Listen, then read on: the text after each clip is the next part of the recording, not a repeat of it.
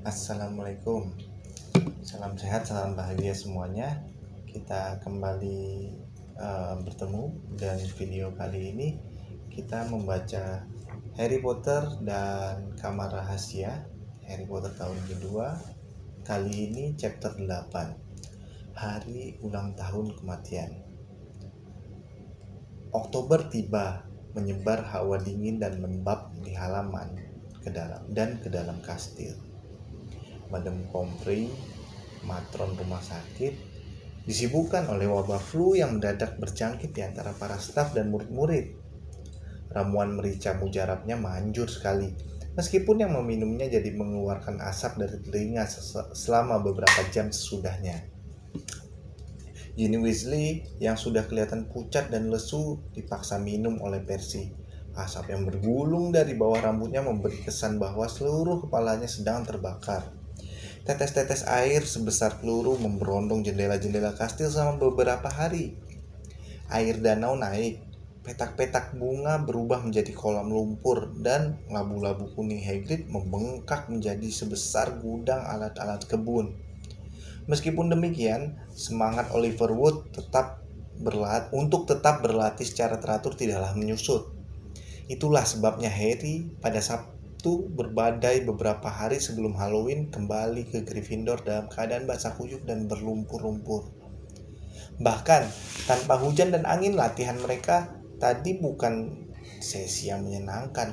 Fred dan George yang sudah memata-matai tim Slytherin telah melihat sendiri kecepatan Nimbus 2001. Mereka melaporkan bahwa tim Slytherin menjadi tak lebih dari 7 bayangan kehijauan meluncur membelah udara secepat jet.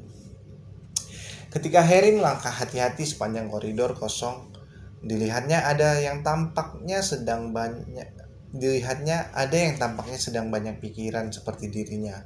Nick, si kepala nyaris putus, hantu merana Gryffindor, sedang menatap murung keluar jendela, bergumam lirih, tidak memenuhi persyaratan 1 senti.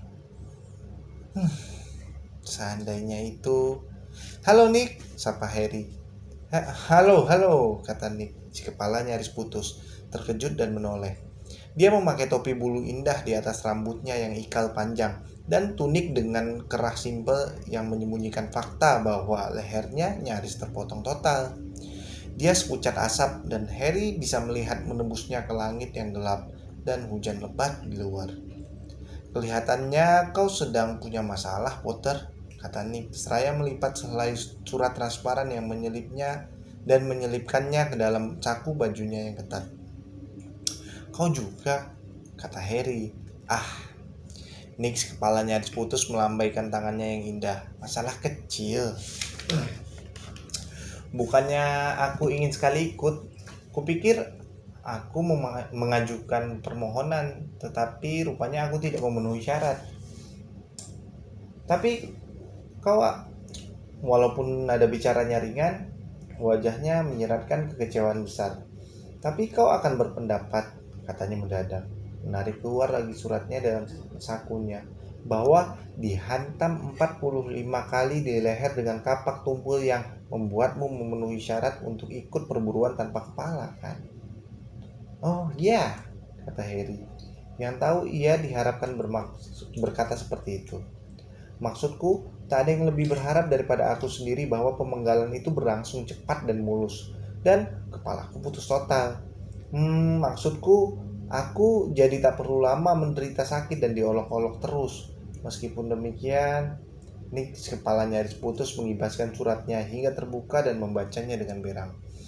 Kami hanya dapat menerima pemburu yang kepalanya sudah terpisah dari tubuhnya. Anda tentu memahami bahwa kalau keadaannya tidak begitu, para anggota tidak akan bisa berpartisipasi dalam kegiatan perburuan seperti lempar kepala dari punggung kuda dan polo kepala. Karena itu, dengan amat menyesal, saya harus menginformasikan kepada Anda bahwa Anda tidak memenuhi persyaratan kami.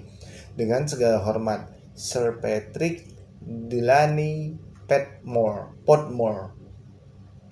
Marah-marah, si kepalanya putus menyingkirkan surat itu.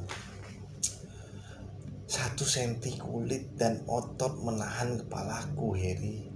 Kebanyakan orang akan berpendapat itu sudah sama dengan terpenggal, Tapi oh tidak, itu belum cukup bagi Sir Kepala Putus Potmore.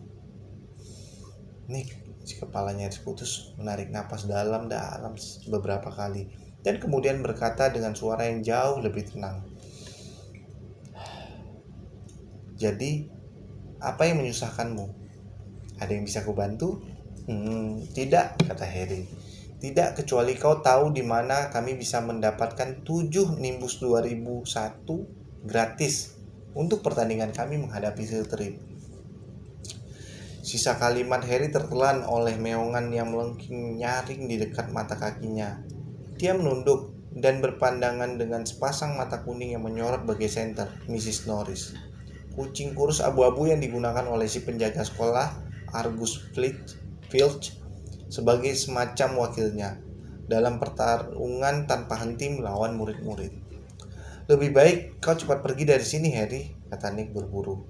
Filch sedang marah-marah terus. Dia kena flu dan beberapa anak kelas 3 tanpa sengaja mengotori seluruh langit-langit ruangan bawah tanah nomor 5 dengan otak kodok. Dia membersihkannya dari pagi. Dan kalau dia melihatmu menetes-neteskan lumpur di mana-mana, betul, kata Harry, mundur menghindari pandangan menuduh Mrs. Norris. Tetapi tak cukup cepat, tertarik ke tempat itu oleh kekuatan misterius yang kelihatannya menghubungkannya dengan kucingnya yang menyebalkan. Argus Filch mendadak muncul dari permadani gantung di sebelah kanan Harry, mendesah-desah dan memandang liar berkeliling mencari si pelanggar aturan. Syal kotak-kotak tebal diikat ke kepalanya dan hidungnya luar biasa ungu. Kotoran! Dia berteriak. Rahangnya bergetar, matanya mendelik mengerikan ketika dia menunjuk genangan air berlumpur yang menetes-netes dari jubah Quidditch Harry. Berantakan dan kotoran di mana-mana. Aku sudah muak. Ikut aku, Potter. Maka Harry melambai lesu, mengucapkan selamat tinggal kepada Nick, kepalanya putus, dan turun kembali mengikuti Filch, membuat tapak berlumpur di lantai menjadi double. Harry belum pernah berada di dalam kantor Filch.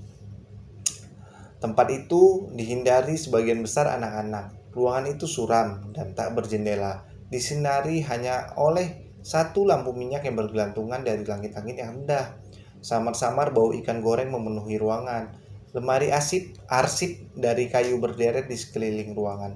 Dari label-labelnya, Harry tahu bahwa lemari itu berisi data rinci semua murid yang pernah dihukum oleh Filch. Fred dan George Weasley punya satu laci sendiri. Koleksi rantai dan belenggu yang tergosok mengkilat tergantung pada dinding di belakang meja Filch.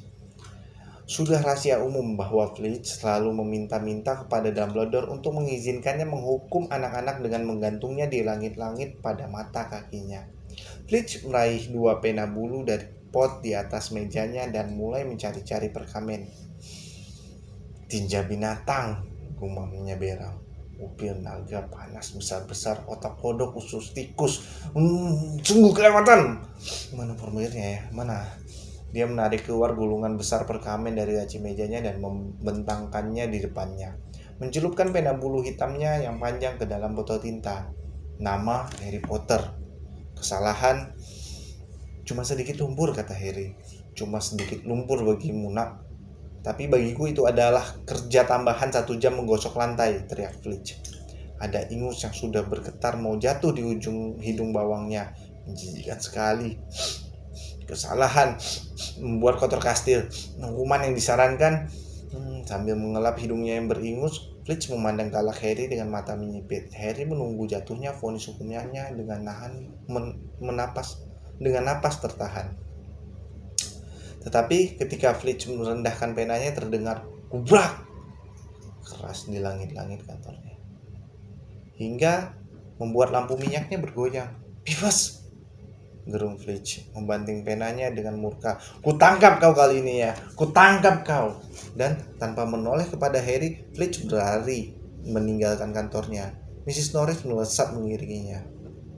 Beavis adalah hantu jahil sekolah, makhluk melayang-layang menyeringai yang selalu menyebabkan malapetaka dan kesulitan. Harry tidak begitu menyukai Beavis, tapi mau tak mau berterima kasih untuk gangguan yang tepat pada waktunya. Mudah-mudahan Apapun yang dilakukan Phoebus dan kedengarannya, dia merusak sesuatu yang besar kali ini akan mengalihkan perhatian Fletch dari Harry. Berpendapat bahwa dia mungkin harus menunggu kembali Fletch, Harry duduk di kursi yang sudah yang sudah dimakan ngengat di sebelah meja. Ada satu benda lain di atas meja selain formulir yang setengah terisi. Amplop ungu besar berkilat dengan tulisan huruf-huruf perak di bagian depannya. Setelah melirik sekilas ke pintu untuk memastikan Fletch tidak sedang berjalan kembali ke kantor, Harry mengambil amplop itu dan membaca. Mantra kilat, kursus sihir tertulis untuk pemula. Tergugah rasa ingin tahu Harry. Harry membuka amplop itu dan menarik keluar setumpuk perkamen di dalamnya. Tulisan-tulisan meliuk-liuk warna perak di halaman depan berbunyi. Merasa terkucil dari dunia sihir modern? Sulit cari alasan untuk tidak melakukan mantra sederhana. Pernah diledek karena hasil sihiran tongkatmu yang menyedihkan? Ada solusinya. Mantra kilat adalah kursus baru yang pantang gagal, cepat berhasil, mudah dipelajari. Beratus-ratus penyihir telah mendapatkan metode mantra kilat. Madam Z. Netless dari Top Spam menulis, aku tak pernah bisa menghafal mantra dan ramuan buatanku selalu jadi bahan ejekan keluarga. Sekarang, setelah ikut kursus mantra kilat, aku jadi pusat perhatian di pesta-pesta dan teman-temanku meminta resep cairan cemerlangku. Penyihir D.J. Prot dari Dickbury berkata, istriku selalu mencibir melihat hasil sihiranku, tetapi sebulan setelah ikut kursus mantra kilat yang hebat, aku berhasil mengubahnya menjadi ya. Terima kasih mantra kilat. Ya, ada sejenis lembu berbulu panjang yang berasal dari Asia Tengah. Terpesona, Harry melanjutkan membaca isi amplop itu. Kenapa Fletch ingin ikut kursus mantra kilat? Apakah itu berarti dia bukan penyihir tulen? Harry sedang membaca pelajaran pertama, cara memegang tongkatmu, beberapa tip berguna. Ketika langkah-langkah yang mendekat memberitahu Fletch datang, buru-buru dijejalkannya perkamen itu ke dalam amplop yang kemudian dilemparnya ke atas meja. Persis ketika pintu terbuka, Fletch tampak penuh kemenangan. Lemari yang bisa menghilang itu sangat berharga, katanya riang kepada Mrs. Norris. Kita akan bisa mengusir Phoebus kali ini, manisku. Pandangannya jatuh pada Harry dan kemudian berpindah ke amplop mantra kilat yang terlambat disadari Harry tergeletak setengah meter dari tempatnya semula. Wajah pucat Fletch menjadi merah padam. Harry bersiap-siap menerima luapan kemarahan. Fletch terpincang-pincang menuju mejanya, menyambar amplop itu dan melemparnya ke dalam laci. Sudahkah? Apakah kau membaca? Dia bertanya gugup. Tidak. Harry buru-buru berbohong. Fletch meremas-remas tangannya yang berbogol-bogol. Kalau aku tahu kau akan membaca surat pribadi, bukannya itu milikku, untuk teman. Meskipun demikian, Harry menatapnya ketakutan. Belum pernah Fletch tampak semerah ini. Matanya mendelik. Salah satu pipinya yang bergelayut berkedut-kedut dan syal kotak-kotak itu tidak membantu. Baiklah, pergilah dan jangan bilang siapa-siapa. Bukannya bagaimanapun kalau kau tidak membaca, pergilah sekarang, pergilah. Aku harus menulis surat laporan tentang Phoebus. Pergi. Heran sendiri untuk keberuntungan Harry. Harry cepat-cepat meninggalkan kantor Fletch ke koridor dan kembali ke atas. Berhasil lolos dari kantor Fletch tanpa dihukum barangkali merupakan rekor tersendiri. Harry, apa kau berhasil? Nick, kepalanya putus, datang melayang dari salah satu kelas. Di belakangnya, Harry bisa melihat rongsokan lemari besar hitam emas yang kelihatannya dijatuhkan dari tempat yang tinggi. Kubujuk Phoebus untuk menjatuhkannya tepat di antara kantor Fletch, kata Nick bersemangat. Kupikir itu bisa mengalihkan perhatiannya. Kau yang suruh, kata Harry penuh terima kasih. Ya, berhasil. Aku bahkan tidak mendapat detensi. Terima kasih, Nick. Mereka berjalan menyusuri koridor bersama-sama. Harry memperhatikan Nick, kepala nyaris putus, masih memegangi surat penolakan Sir Patrick. Sayang sekali tak ada yang bisa kulakukan untuk membantumu dalam perburuan tanpa kepala itu, kata Harry. Nick, si kepala nyaris putus, mendadak berhenti dan Harry berjalan menembusnya. Harry menyesal. Rasanya seperti melangkah di bawah pancaran air sedingin es. Tapi ada yang bisa kau lakukan untukku. kata Nick bergairah. Harry, apakah aku minta terlalu banyak? Tapi tidak, aku tak akan mau. Kau tak akan mau. Mau apa? Tanya Harry. Ya, Halloween ini ulang tahun kematianku yang ke-500, kata Nick, menegapkan diri sehingga kelihatan seperti berwibawa. Kata Harry. Tak yakin apakah dia harus kelihatan sedih atau senang mendengarnya. Lalu, aku akan mengadakan pesta di salah satu ruang besar di bawah tanah. Teman-teman akan datang dari seluruh negeri. Akan merupakan kehormatan besar bagiku kalau kau bersedia hadir. Aku juga mengharapkan kedatangan Mr. Weasley dan Miss Granger. Tentu saja. Tetapi kalian pasti lebih suka datang ke pesta sekolah, kan? Dipandangnya Harry dengan tegang dan gelisah. Tidak, kata Harry buru-buru. Aku akan datang. Anak baik, Harry Potter di pesta ulang tahun kematianku. Dan dia ragu-ragu, kelihatannya bersemangat. Bisakah kau mengatakan kepada Sir Patrick bahwa kau menganggapku sangat mengesankan dan mengerikan? Tentu saja, kata Harry. Nick kepalanya putus langsung berseri-seri. Pesta ulang tahun kematian, kata Hermione tajam. Ketika Harry akhirnya sudah berganti pakaian dan bergabung bersamanya dan Ron di ruang rekreasi.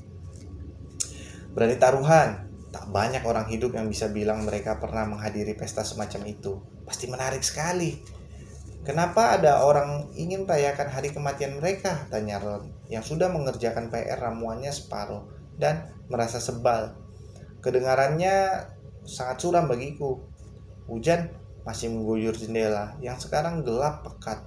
Tetapi di dalam segalanya kelihatan terang dan cerah. Perapian menerangi kursi-kursi berlengan yang empuk, tempat anak-anak duduk membaca, mengobrol, mengerjakan PR, atau dalam kasus Fred dan George berusaha mencari tahu apa yang terjadi jika kau memberikan makan salamander dengan kembang api filibuster.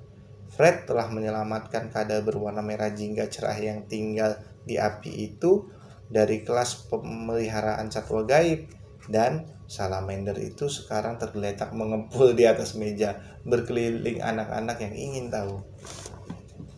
Harry baru saja akan memberitahu Ron dan Hermione bahwa Filch dan kursus mantra kilat ketika salamander itu mendadak terbang berdesis ke atas, mengeluarkan bunga api dan meledak-ledak sambil berputar-putar liar di ruangan. Melihat Percy yang berteriak-teriak memarahi Fred dan George sampai serak. Pertunjukan spektakuler binatang-binatang jingga keemasan yang tercurah dari mulut si salamander. Dan si salamander sendiri yang menyelamatkan diri ke dalam api, diiringi ledakan-ledakan, membuat Filch dan mantra kilat terlupakan dari pikiran Harry. Saat Halloween tiba, Harry menyesali janjinya untuk datang ke pesta ulang tahun kematian yang diucapkannya tanpa pikir panjang. Teman-temannya bergembira menyambut datangnya pesta Halloween. Aula besar sudah didekorasi dengan kelelawar-kelelawar hidup seperti biasanya. Labu-labu kuning raksasa Hagrid sudah diukir menjadi lentera yang cukup besar untuk diduduki 3 orang, dan ada gosip bahwa Dumbledore telah memesan rombongan penari tengkorak untuk hiburannya. Janji harus ditepati, Hermione mengingatkan Harry dengan gayanya yang ngembos.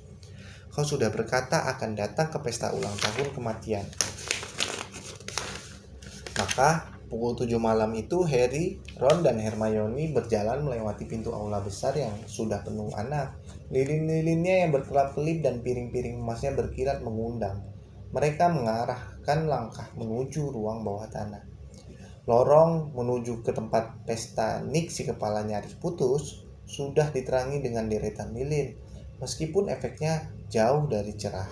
Karena lilinnya adalah lilin runcing hitam pekat dengan nyala biru, menyiramkan cahaya suram kematian bahkan ke wajah-wajah mereka yang masih hidup. Saking jauh mereka memasuki lorong, hawa semakin dingin. Ketika Harry bergidik dan merapatkan jubahnya, didengarnya bunyi seperti 1000 kuku menggaruk papan tulis besar. Apa itu maksudnya musik? Bisik Ron. Mereka membelok di sudut dan melihat Nick kepala nyaris putus sendiri di depan pintu bertirai berudu hitam. Teman-temanku yang baik, katanya pilu. Selamat datang, selamat datang. Senang sekali kalian bisa datang. Dengan gerakan gesit dibukanya topi yang berbulu, lalu dia membungkuk mempersilahkan mereka masuk. Pemandangan yang menyambut mereka sungguh luar biasa. Ruang bawah tanah itu penuh beratus-ratus orang seputih mutiara transparan. Sebagian besar melayang-layang di atas lantai dansa yang penuh berdansa waltz, mengikuti irama 30 gergaji musik yang berbunyi bergetar mengerikan, dimainkan oleh rombongan orkes di panggung yang lantainya bertutup kain hitam. Kandil di atas menyinarkan cahaya biru tua dengan 1000 lilin hitam. Napas mereka berubah menjadi kabut di depan mereka. Rasanya seperti melangkah masuk ke dalam lemari es. Bagaimana kalau kita melihat-lihat? Harry mengusulkan, ingin menghangatkan kakinya. Hati-hati, jangan sampai melangkah menembus orang, kata Ron gugup. Dan mereka berjalan di tepi lantai dansa. Mereka melewati serombongan biarawati muram, seorang laki-laki berpakaian compang-camping memakai rantai, dan si rahib gemuk, hantu Hufflepuff yang ceria, yang sedang mengobrol dengan hantu ksatria yang dahinya tertancap panah. Harry tidak heran melihat Baron berdarah, hantu Slytherin yang pucat dan galak, serta bercak-bercak darah keperakan dihindari oleh hantu-hantu lain. Oh tidak, kata Hermione berhenti mendadak. Balik, aku tak mau bicara dengan Merti Merana. Siapa? Tanya Harry ketika mereka buru-buru berbalik. Dia yang menghantui toilet anak perempuan di lantai 2, kata Hermione. Dia menghantui toilet? Ya, toilet itu sudah rusak selama setahun ini karena dia marah-marah terus dan membuat toilet itu kebanjiran. Sebisa mungkin aku tidak masuk ke toilet itu. Mana enak kalau kita ke belakang digerecoki dia yang meratap-ratap. Lihat, makanan, kata Ron. Di salah satu sisi ruangan ada meja panjang bertaplak bludru hitam juga. Mereka mendekati meja itu dengan bersemangat, tetapi detik berikutnya langkah langsung berhenti. Ngeri, baunya sangat menjijikkan. Ikan-ikan besar busuk disajikan di atas nampan perak indah. Kue bolu yang hangus jadi arang bertumpuk di atas piring. Ada daging kambing besar yang sudah dikerumuni belatung. Keju yang berselimut jamur hijau dan di tempat kehormatan, kue ulang tahun abu-abu besar berbentuk pusara dengan hiasan hitam membentuk tulisan Sir Nicholas de Mimsy Porpington, meninggal 31 Oktober 1492. Harry memandang keheranan ketika ada hantu gemuk mendekati meja, membungkuk rendah dan lewat menerobos meja itu begitu saja. Mulut terbuka lebar melewati salah satu ikan salem bau. Bisakah kau merasakan ikan itu waktu melewatinya? Harry menanyainya. Nyaris, jawab si hantu sedih. Lalu dia melayang pergi. Nyaris, jawab si hantu sedih. Kurasa mereka sengaja membiarkannya membusuk agar baunya lebih keras, kata Hermione sok tahu. Dia memencet hidungnya dan membungkuk mendekat, memeriksa daging kambing yang busuk. Ayo kita pergi, aku mau muntah, kata Ron. Baru saja mereka berbalik, seorang laki-laki kecil mendadak menyambar dari bawah meja dan melayang-layang di depan mereka. Halo Pipes, sapa Harry hati-hati. Tidak seperti hantu-hantu di sekeliling mereka, Pipes si hantu jahil tidak pucat ataupun transparan. Dia memakai topi pesta jingga cerah dan dasi kupu-kupu yang bisa berputar-putar. Wajahnya yang jahil dihiasi cengir lebar. Cemilan, katanya berkata manis, menawarkan semangkuk kacang bulukan. Tidak, terima kasih, kata Hermione. Kudengar kalian ngomongin si Merti yang malang, kata Pipes, matanya menari-nari. Kalian tidak sopan ngomongin Merti. Dia menarik napas dalam dan berteriak, Hoi, Merti! Oh, jangan, Pipes. Jangan bilang apa yang kukatakan, nanti dia sedih, bisik Hermione panik. Aku tidak bermaksud menjelekannya. Aku tidak keberatan dia. Halo Merti. Hantu anak perempuan gemuk pendek melayang mendekatinya. Wajahnya merupakan wajah paling murung yang pernah dilihat Harry. Separuh tersembunyi di balik rambut panjangnya dan kacamata tebal berkilau bagai mutiara. Apa? Tanyanya cemberut. Apa kabar, Medley? Kata Hermione dengan suara diri yang riangkan. Senang bertemu kau di toilet. Medley mendengus. Miss Granger, tadi ngomongin kau, kata Pipes. Licik di tengah Medley. Cuma bilang kau cantik sekali malam ini, kata Hermione melirik Phoebus. Berkeley menatap Hermione dengan curiga. Kalian meledekku, katanya. Air mata perak bercucuran dari matanya yang tembus pandang. Tidak, sungguh, bukankah aku tadi bilang masih cantik sekali malam ini, kata Hermione menyikut tusuk Harry dan Ron sampai sakit. Oh ya, betul. Jangan bohong kepadaku, isak Medley. Air matanya kini sudah membasahi mukanya. Sementara Phoebus tertawa-tawa senang di belakang bahunya. Apa kau pikir aku tidak tahu ejekan apa yang mereka lontarkan di belakang punggungku? Medley gendut, Medley jelek, Medley cengeng, pemurung, tukang ngeluh.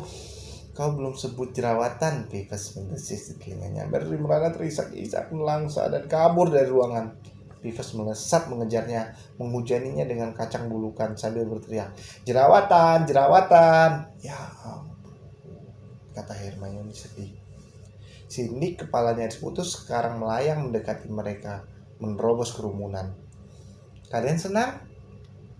Oh ya, mereka berbohong. Lumayan juga sih yang hadir, kata Nick kepala nyaris putus bangga. Si janda meratap datang jauh-jauh dari sudah hampir waktunya memberi sambutan. Lebih baik aku memberitahu orkesnya. Tapi orkes berhenti bermain saat itu juga. Para pemainnya dan semua yang ada di ruang bawah tanah terdiam, melihat berkeliling dan penuh harap ketika terdengar bunyi trompet berburu. Oh, ini dia, kata Nick, kepalanya putus getir. Dari tembok ruangan bermunculan selusin kuda hantu, masing-masing ditunggangi penunggang kuda tanpa kepala. Para hadirin bertepuk tangan gegap gembita. Harry sudah akan bertepuk tangan juga, tetapi tak jadi begitu melihat wajah Nick. Kuda-kuda itu berderap ke tengah lantai dansa dan berhenti, meringkik dan mendompak. Hantu besar yang berada paling depan, kepalanya juga berjenggot dikepit di ketiaknya, meniup trompet, melompat turun, mengangkat tinggi-tinggi kepalanya ke atas supaya dia bisa melihat kerumunan hantu yang hadir. Semua tertawa dan berjalan mendekati Nick, kepalanya putus. Kepalanya dilontarkan kembali ke lehernya. Nick, raungnya. Apa kabar? Kepala masih tergantung? Dia terbahak dan menopok bahu Nick, kepalanya putus. Selamat datang Patrick, kata Nick kaku. Orang hidup, celetuk Sir Patrick kita melihat Harry, Ron, dan Hermione dan berpura-pura terlonjak tinggi saking kagetnya, sehingga kepalanya terjatuh lagi. Hantu-hantu yang hadir tertawa tergelak-gelak. Lucu sekali, kata Nick, si kepalanya putus berang. Jangan pedulikan Nick, teriak kepala Sir Patrick dari lantai. Dia masih marah. Kami tidak mengizinkannya ikut perburuan. Tapi maksudku, lihat dia. Kurasa, kata Harry buru-buru setelah Nick memandangnya dengan penuh arti. Nick sangat mengerikan dan hah? Teriak kepala Sir Patrick. Pasti dia memintamu bilang begitu. Perhatian semuanya. Sudah waktunya kita memberi sambutan, kata Nick keras-keras. Berjalan ke podium dan naik diterangi lampu sorot warna biru muda dingin. Almarhum para bangsawan, ibu-ibu dan bapak-bapak. Sungguh kesedihan besar bagiku. Tapi tak ada lagi yang mendengarkannya. Sir Patrick dan anggota perburuan tanpa kepala baru saja memulai permainan hoki kepala dan para hadirin berbalik menonton. Sia-sia Nick berusaha keras menarik perhatian mereka dan akhirnya menyerah ketika kepala Sir Patrick melayang melewatinya diiringi tepuk tangan riuh. Harry sangat kedinginan sekarang, ditambah lagi lapar. Aku sudah tak tahan, gumam Ron. Giginya gemerutuk, sementara orkes kembali beraksi dan para hantu berayun lagi di lantai dansa. Ayo kita pergi, Harry sepakat. Mereka mundur ke arah pintu, mengangguk dan tersenyum pada siapa saja yang memandang kepada mereka. Dan semenit kemudian sudah bergegas menyusir lorong dan deretan lilin hitam. Siapa tahu pudingnya masih ada, kata Ron penuh harap. Berjalan di depan menuju tangga ke aula depan. Dan kemudian Harry mendengar, robek, cabik-cabik, bunuh. Suara yang sama, suara dingin dan sadis yang didengar di kantor Lockhart. Harry terhuyung dan berhenti, mencengkram dinding batu, mendengarkannya setajam mungkin, memandangnya berkeliling, menyipitkan mata, mengawasi kanan, kiri, lorong yang kusam. "Harry, lagi ngapain kau?" Suara itu lagi, "Diam dulu." "Lapar sekali. Sudah begitu lama." "Dengar," kata Harry tegang. Ron dan Hermione terpaku memandangnya. "Bunuh. Waktunya membunuh." Suara itu semakin samar-samar. Harry yakin siapapun yang berbicara itu semakin menjauh, bergerak ke atas. Ketakutan bercampur kegairahan mencekamnya ketika dia menatap langit-langit yang gelap. Bagaimana mungkin suara itu bisa bergerak ke atas? Apakah itu hantu? Sehingga langit-langit batu bukan hambatan baginya. "Kesini, kesini!" dia berteriak, lalu berlari menaiki anak tangga, memasuki aula depan. Tak ada gunanya berharap mendengar sesuatu di sini. Celoteh anak-anak yang sedang berpesta Halloween terdengar dari aula besar. Harry berlari menaiki tangga puala menuju ke lantai 1. Ron dan Hermione ikut naik di belakangnya. "Harry, apa yang Shh!" Harry menajamkan telinganya. Dari kejauhan, dari lantai di atas mereka, dan suaranya semakin samar. Dia mendengar, "Bau darah, bau darah." Harry tegang. "Dia mau membunuh orang," teriaknya, mengabaikan wajah Ron dan Hermione yang kebingungan. Dia menaiki tangga berikutnya. 3 anak tangga sekali langkah, berusaha mendengarkan di antara entakan langkah kakinya sendiri. Harry berlari mengelilingi seluruh lantai 2. Ron dan Hermione tersengal-sengal di belakangnya, tidak berhenti sampai mereka membelok di satu sudut koridor terakhir yang kosong. "Harry, ada apa? Ada apa sebetulnya?" tanya Ron, menyeka keringatnya dari wajahnya. "Aku tidak mendengar apa-apa." Tetapi Hermione mendadak terpekik kaget, menunjuk ke ujung koridor. "Lihat!" Ada yang berkilau di dinding di depan. Mereka mendekat, perlahan menyipitkan mata menembus kegelapan. Huruf-huruf setinggi 30 cm dipulaskan di dinding di antara 2 jendela, berkilau ditimpa cahaya-cahaya obor yang menyala. "Kamar rahasia telah terbuka." Saya ulangi. "Kamar rahasia telah dibuka. Musuh sang pewaris, waspadalah." "Apa itu? Apa itu yang tergantung di bawahnya?" kata Ron. Suaranya agak bergetar. Ketika mereka semakin mendekat, Harry nyaris jatuh terpleset. Ada genangan besar air di lantai. Ron dan Hermione menyambarnya dan melangkah hati-hati mendekati tulisan. Mata mereka terpaku pada bayangan gelap di bawahnya. Ketiganya langsung menyadari apa itu dan melompat ke belakang yang membuat air menciprat. "Mrs. Norris, si kucing penjaga sekolah digantung pada ekornya dari siku-siku tancapan obor. Tubuhnya kaku seperti papan, matanya terbeliak. Selama beberapa detik mereka tidak bergerak. Kemudian Ron berkata, "Ayo kita pergi dari sini." "Tidakkah sebaiknya kita mencoba menolong?" kata Harry canggung. "Percayalah padaku, kita tak ingin ditemukan di sini." Tetapi sudah terlambat. Bunyi gemuruh seakan ada guru dari kejauhan memberitahu mereka bahwa pesta sudah usai. Dari kedua ujung koridor terdengar bunyi ratusan kaki menaiki tangga, juga celoteh riang dan keras anak-anak yang perutnya kenyang. Saat berikutnya, anak-anak bermunculan dari kedua ujung koridor. Celoteh, obrolan, gurauan mendadak berhenti ketika anak-anak yang di depan melihat kucing yang tergantung itu. Harry, Ron, dan Hermione berdiri bertiga di tengah koridor. Sementara kesunyian menyelubungi anak-anak yang maju berdesakan, ingin melihat pemandangan mengerikan itu. Kemudian ada yang berteriak memecah keheningan, "Musuh sang pewaris, waspadalah, giliranmu berikutnya, darah lumpur." Draco Malfoy lah yang berteriak.